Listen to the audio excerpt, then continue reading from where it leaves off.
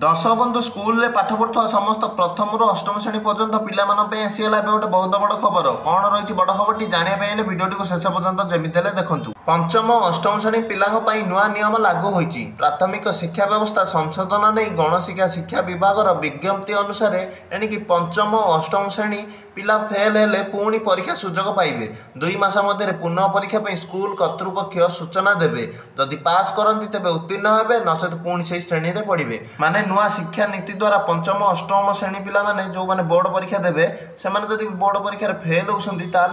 2 मास पर आउ थे परीक्षा देवार सुजोग मिल जदि से परीक्षा पास हेले आगू पढ़े ना पुणी से ही श्रेणी में आउ थे पाठ पढ़े यही नीति समस्त सरकारी और सरकारी अनुदान प्राप्त स्कूल में कार्यकारी हेब शिक्षा विभाग अधिकारी मैंने जनाई जे यह छात्र छात्री शिक्षागत अग्रगति में सहायक हेब यह आज स्कूल पिला बड़ खबरटी पंचम अष्टम श्रेणी पिला जब परीक्षा फेल होती